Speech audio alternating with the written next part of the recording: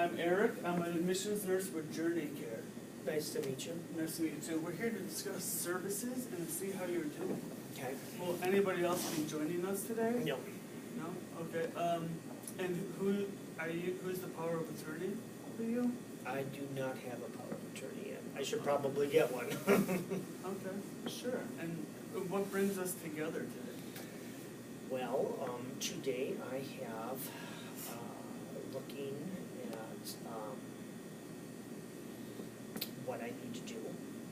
I am most likely not going to be around for a lot longer, and I want to make sure that that last bit of time is easiest as it can on my family. And who is a part of the family? My wife, and then I have 3 children. 3 children. Mm-hmm. Okay, and how old are the children? Oh, they're like 15, 11, and 5. Okay. And have you talked to them about the progression of the disease? Yes, they know a lot. What people tend to do now is they, go online. So I think my the oldest knows more of what's going on than me. Sure. Are you having pain right now? I am in terrible pain right now. What are you taking for your pain management? I haven't a clue. My wife gives it to me. Okay. It's changed. Evidently, the one that I was taking does not work very well, so they gave me a new one. Okay. Mostly, it's I had a bowel obstruction, and it hurts really bad, and in my back it hurts bad. Are you having any constipation? Oh, I mean, yeah. Yeah. So let me tell you, with our services, with Journey Care, we have palliative care, and we also have hospice. We provide comfort medications. I could use that. Well, the medications we offer is morphine, lorazepam. We offer stool softeners. We also offer I feel like I've had that other stuff. I haven't had morphine. so I had one time, and that was wonderful. and it can be liquid morphine concentrate. So if you ever develop an inability to swallow, it's just a few drops that goes down. Oh, I your liked throat. it when they put it in my In your arm. arm. Well, you don't have any IV access right now, correct? You don't have No one. a port? No. Okay. Well, I think that with our services, that would be a benefit if we were able to get you some comfort and some support. And let me tell you, with Journey Care, we offer an entire interdisciplinary team that is assigned to your case. So that's a case manager, which is a nurse. We have a CNA, a social worker, Mhm. and then we also have a chaplain who. Okay, yeah, well, I'm ready to. Yeah, I have all of the agreements, and we can get this started today and get those medications out to your staff, which Yeah. means today, immediately. Oh, okay. Yeah. And we also have. Well, I mean, my biggest thing is that I want, I didn't know this was gonna happen at 45. But my grandfather got real sick, and he had hospice. Yeah. And it was nice because he had a nice death. Right. And my mother and all of her sisters were there, and they remember that. And I can't believe I'm saying this, but I want that. Yeah. Well, we want you to be comfortable, and we want to I support want you and the family. it to be good. I don't care about me. I want this to be easy on my kids. Absolutely, and with our services. I know yeah, that's why I like you. Yeah, and we have a 13-month bereavement period where the families can continue to have services after. How come you just 13? 13, why 13 months? That's odd. It's not a usual number. It is, but we give a baker's dozen. Okay, instead of 12, we do 13. Okay. Yeah, so that's what we offer. But I do think services would be Yeah, appropriate. I'm good. I'm good for that. Okay, and just to let you know, if your symptoms are unresolved by the pain management that we're providing, we have inpatient units where we can send you to get your symptoms under control. Okay. Okay? So can I entertain getting you signed up at this time? Yeah. Yeah? I've been waiting to sign up. Okay, great. Good job. I've only been doing this for a month. I'm still in orientation. That was like the quickest hack I ever received. Sign up. Yeah. The thing is, Give me some that coffee. when I go in, I usually have a lot more information. You know, like healthcare, H&Ps and all that, and then we can discuss things. I just kind of wanted to go over general information, with you to see if, make sure you're appropriate, and then see if we can get them signed up and go through A the lot of process. But then you can ask. We You can have asked him. nothing. A lot of the times you're not gonna have any information. Or it'll say illness. 80% of the time you diagnosis. don't. You're like, I've seen it a lot. You don't even have a diagnosis. You just walk in and you didn't ask him so much about the disease itself. I think Right. that was a key missing part at the very beginning. Like take him back and say, explain kind of why am I here. Ask, and then tell, and then ask again. Well, I knew he had stage 4 pancreatic cancer. Well, you always have to confirm. Even I knew that, but I always like to kind of feel them where they are. Mhm. Yeah. I kind of was going off of your pain, like looking at that. I don't know how much you wanted to divulge about the pancreatic cancer, other than I'm having this intense pain, which is related to it. Mhm. So that's kind of when I said, you know what? I'm like, you need comfort. You And need you to did get pain management.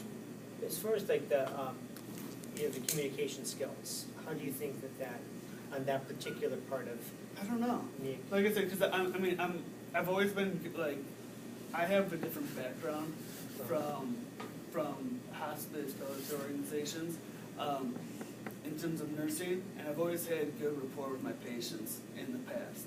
So I think that's when I'm just trying to have this innate sense, just to get a bond with you, and then try to get you comfortable from there based on what you're telling me. Right. Because what I will say is that, and I know it's hard when you're doing in front of people, and it's hard Yeah. doing this, but I felt that you addressed my pain with a sentence in the beginning, but I didn't feel that any of the nonverbal communication skills were addressing that I was in pain. I didn't, and it's hard because there are people around. Like empathy, or like Well, because nothing changed when you realized that I was in pain. Like I noticed you notice that I kept on doing this, and then you said, "Hey, are you in pain?" And then I said yes, and then nothing changed. And I feel that, at least as a patient, in many times, that when that happens, some change with body position, with a little conversation, would, because we never went back to it, and I Right. got worse in pain. I actually was portraying someone who wanted this thing over so that I could not have to, it was hard to have the conversation because of the pain. Yeah, sure. We could have done pain management, like if you had, you could have taken something. But I don't know anything about that. I guess I was just talking in terms of communication skills. Sure. Because there was no like, oh, we're gonna go down a different route. Oh, okay. But in the beginning, I will admit that like everything you said, you got the information to me. Sure. The one, when you asked why 13 months, That was funny, I like that. and I think we do it 13 months because after the 1-year anniversary where someone passes, it brings back a lot of grief, Oh. so that's why we stay for 13 months. Months afterwards. Because you have the year anniversaries of everything. I mean, you have the first Christmas, you have the first birthday, the first wedding anniversary, everything going through a person's death. So that's why we offer the 13 months of bereavement to capture all of that moving forward. That's really smart. Good for you. I like your answer. That's It was kind of funny. Because it isn't our Hopefully you I- don't say Baker's dozen, hopefully you don't ever say that to a patient or a family. I just, You had to say something for that. No. Even I No, didn't know that, by the I way. know, and I took it wholeheartedly. yeah, but now I now I realized, the 13 months what it actually That's okay. signifies. I think I think you we did just didn't know, so he was I trying didn't. to- And you can ask a question. I didn't know Let me either, by ask the my way. supervisor. Yeah. I did not know. I don't know. I knew it's 13 months, but I didn't know Yeah, why. so we could capture everything. So it's good I to think know. you I did a learned great something. job with capturing his pain, especially with the Yeah. nonverbal and Yeah. the posturing and stuff, Yeah. And then you kind of went into like, you were almost reading a restaurant menu, like we offer this, this, this, this, and this, which I don't know, if I, yeah, I mean, it was a little weird for me, I think. You explained Talking it about the well. IDT and Yeah, team that- you members, I explained it thought well. was great, Yeah. by bringing that in and stuff. Yeah. But yeah, I think it's just a matter of, I mean, Eric is new, but No, you did good. great. For But I think 1 it's month just a matter in. of tweaking the conversation and getting comfortable with your delivery. So were you gonna sign up? I'm here to say, Yeah. then if you're that early too, one thing I will say is that, in working with communication, so often what people get tongue-tied in is that they don't know the information. You were very clear, and that was a positive. Mhm. I always knew Yeah. what you were going, what you, not sure it was always the right thing, like when I was in pain, maybe we could, something Yeah, else. sure. But I still always knew what you were talking about. I never was confused. And he That's seemed good. really Good. confident. I liked that. Well, I Your mean, posture was good? I understand. Yeah, I tried not to look distracted. You know, You like did when I was not. with you, I wanted to give you my undivided attention. I have been at these visits taking notes. I'm trying not to do that. That's why if I'm prepared beforehand, then you'll have my undivided attention and not be, not be like, okay, I'm just a subject that he's taking notes on. Can I offer one thing Sure. that with medical students? Taking notes, nothing wrong with it. It never distracts. No. It's when people look down when they're asking questions. If you're taking notes and you look up when you're asking the Mhm. question and are watching my whatever, what we tell students is that they want to feel heard. I don't know if it's the same thing. Exactly. And you can feel heard even if you're nodding or something like that, or Sure. you're listening. Mhm. Don't worry about taking notes. Okay. Yeah, notes are okay. I mean, there's a lot of information being thrown at you and You stuff. said you don't have to ask them again. Yeah, Right. and yeah, exactly. You don't want to Then it sounds like come you're not across being listening. redundant. You don't want to document the later wrong information either. So I agree. I mean, it's completely right to take notes. It's appropriate. As a matter of fact, I was going to ask you in my angry voice, why aren't you taking notes? Were you going? No, Yeah. I wasn't. But yeah. Because I have a Go ahead, let me photographic go and memory. get that. I'm kidding. But, Yeah, okay. Good job, Eric. Good job. All right.